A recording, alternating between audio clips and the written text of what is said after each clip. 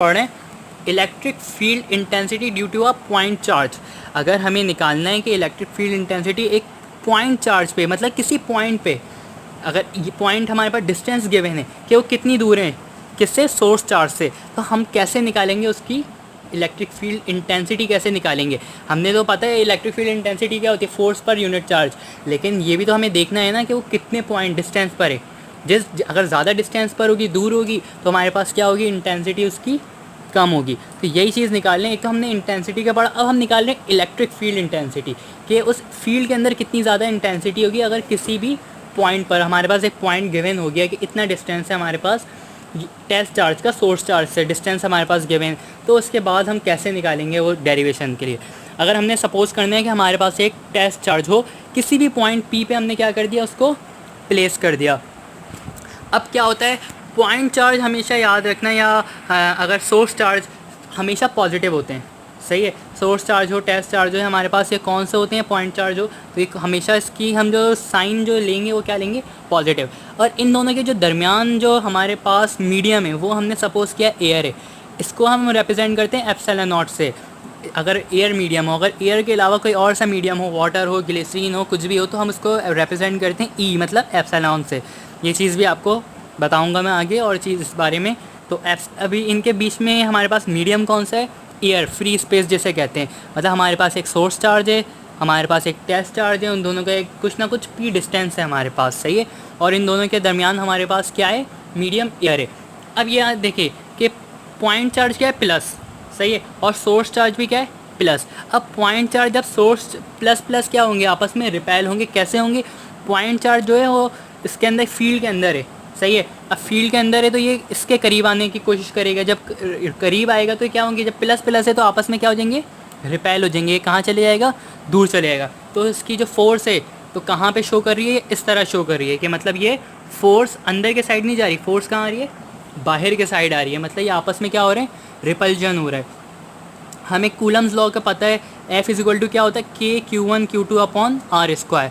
मतलब क्या है कि product of the two charges, और डिवाइड बाय क्या है इसका, रेडियस, या तो फिर हमारे पास डिस्टेंस, सही है। डिस्टेंस का क्या हो गया, स्क्वायर। हमारे पास दो चार्जेस हो गए, कौन कौन से चार्जेस हैं, Q1 हमारे पास है, तो ये हमारे पास कौन सा है, सोर्स चार्ज, और Q2 को हम क्या नाम देते हैं यहाँ पे, टेस्ट चार्ज के नाम से हम जानते हैं। मतलब Q1 सिंपल Q हो गया, और Q2 क्या हो गया, Q0। टेस्ट चार्ज को हम Q0 से रिप्रेजेंट करते हैं। तो हमने इसको क्या कर दिया, यहाँ पे Q1 Q2 किया, Q इंटू Q0 लिख दिया।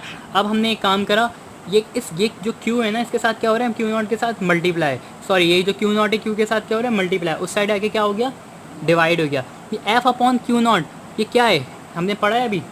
F अपॉन मतलब फोर्स पर unit charge, unit test charge, यहाँ सोर्स चार्ज की बात नहीं हो रही, फोर्स पर यूनिट टेस्ट चार्ज हम पढ़ते हैं इसको इंटेंसिटी। तो हमारे पास F अपॉन Q0 की अगर हम क्या लिख देंगे यहाँ पे, इंटेंसिटी। ये हमने बता दिया from definition, E is equal to F upon Q0। तो हमारे पास ये किसकी है, इंटेंसिटी की है। तो F अपॉन Q0 की अगर हमने क्या रख दिया यहाँ पे, इंटेंसिटी रख दिया। बाकी क्या बचा, के Q अपॉन आर स्क्वायर। अगर आप कूलम्स लॉ पढ़ेंगे तो उसके अंदर हमारे पास अगर हम कूलम्स लॉ पढ़ेंगे तो हमारे पास है के इज इक्वल टू कॉन्स्टेंट होता है ना, इस के की वैल्यू क्या होती है, 1/4 एप्सिलॉन नॉट। 1 भी कॉन्स्टेंट है, अपॉन में 4 भी कॉन्स्टेंट है, ये पाई भी कॉन्स्टेंट है, और ये एप्सिलॉन नॉट क्या है, मैंने आपको बताया था ना अभी, एप्सिलॉन नॉट क्या है, मीडियम है, एयर फ्री स्पेस। अगर हमारे किसी भी दो चार्जेस के दरमियान फ्री स्पेस है तो ये एप्सिलॉन नॉट है।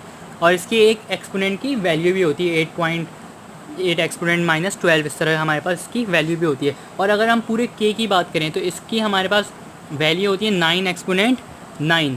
इस के की वैल्यू है 9 एक्सपोनेंट 9। एक्चुअली के है क्या, के दो चार्जेस के दरमियान अट्रैक्शन। ये चीज़ याद रखें कि हमने एक और लॉ पढ़ा था, लॉ ऑफ ग्रेविटेशनल मास, उसके अंदर जी था, सही है। और वैसे ये लॉ ऑफ कूलम्स है, कूलम लॉ जिसे कहते हैं हम। इसके बीच में कांस्टेंट क्या आता है, के। चार्जेस आपस में अट्रैक्ट बहुत ज़्यादा होते हैं, रिपल्जन बहुत ज़्यादा होती है, लेकिन हमारी जो मास ऑफ बॉडीज़, मतलब जो हमारी जो बॉडीज़ हैं उनके अंदर अट्रैक्शन इतनी ज़्यादा नहीं होती, ना रिपल्जन होती है हमारे पास। हम वो क्यों नहीं देखते हैं, उसकी जो बेसिक वजह है वो वजह है उसका जी, कैपिटल जी।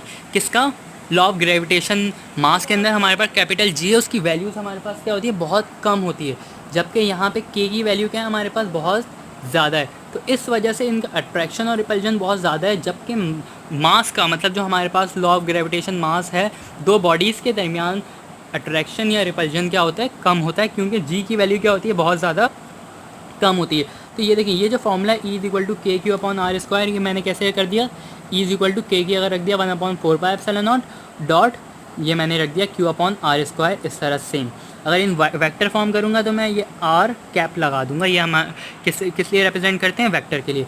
अब ये है क्या, ये हमने इंटेंसिटी निकाली ना, it is the intensity in presence of air और फ्री स्पेस।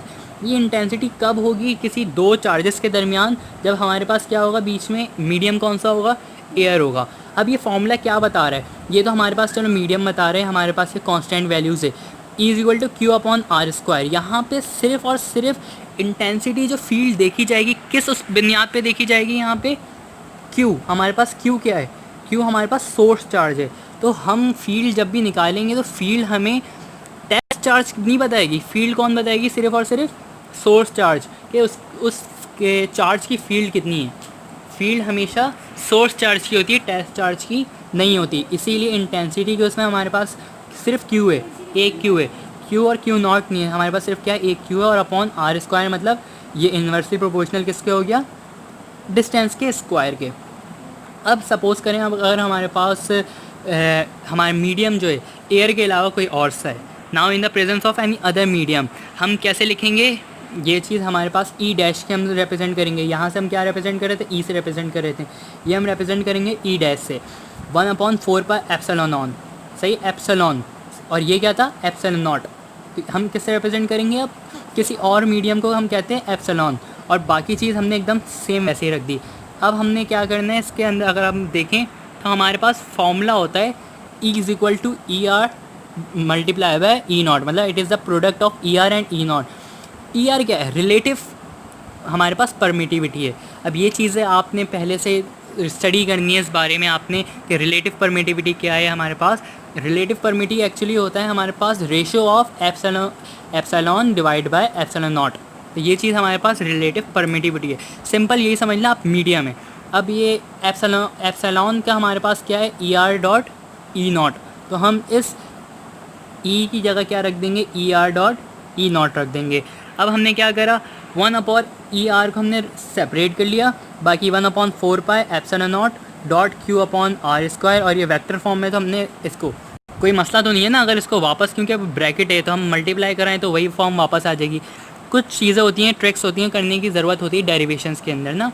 ये वैल्यू देखें 1/4 pi epsilon on Q upon R square, ये किसके बराबर है, अभी तो हमने देखा वो इंटेंसिटी का हमने निकाला था कि इंटेंसिटी क्या होगी किसी भी फील्ड के अंदर, वो पॉइंट चार्ज की वजह से, उसका फॉर्मूला यही था हमारे पास, ये वाला। तो उसकी जगह हमने पूरा क्या रख दिया, E रख दिया, और 1/ER, ये हमने इसको क्या करा था, अलग करा था, तो 1/ER अलग कर दिया। और ये जो हमारे पास 1/4 पाई एप्सिलॉन नॉट वाली जो हमारे पास पूरी टर्म है, ये किसके बराबर है, E के बराबर। तो E dash, actually E dash क्या है, ये हमारे पास इंटेंसिटी है जब हमारे पास जो मीडियम होगा दो चार्जेस के दरमियान, वो एयर के अलावा कोई और सा मीडियम हो, तब हमारे पास क्या आएगा, ये E डैश आएगा। और अब हमारे पास ये क्या लिखा हुआ है, ER इज़ ग्रेटर दैन 1, मतलब रिलेटिव परमिटिविटी हमेशा 1 से बड़ी होती है। ये चीज़ है, क्योंकि हमारे पास ये जो हमारा ER अगर हम इसको देखें तो ये क्या होगा, रेशो किसका होगा, E अपॉन एप्सिलॉन नॉट, और E की वैल्यू हमारे पास बड़ी होती है एप्सिलॉन नॉट से, तो हमारे पास रिलेटिव परमिटिविटी क्या होगी, हमेशा 1 से बड़ी आएगी। तो अब हम क्या कर रहे हैं, किसी भी वैल्यू को अगर हम डिवाइड करें 1 से बड़े नंबर से, इसका मतलब क्या हुआ कि वो वैल्यू जो होगी बड़ी होगी। अगर इक्वल टू, मैं आपको समझाता हूँ, जैसे ये E डैश है, इसको अगर कब बराबर होगा E के, जब E R से डिवाइड हो, E R को हमें कम, मतलब E को हमें कम करना पड़ेगा, तब जाके वो किसके बराबर होगा, E डैश के, मतलब E हमारे पास क्या हुआ, बड़ा हुआ। तो हमारे पास इंटेंसिटी कब ज़्यादा होगी, जब हमारे पीछे में मीडियम कौन सा होगा, एयर होगा। एयर अगर मीडियम है तो हमारे पास इंटेंसिटी क्या है, ज़्यादा है। अगर एयर के अलावा कोई और सा मीडियम है तो हमारे पास इंटेंसिटी क्या होगी, उसकी कम होगी।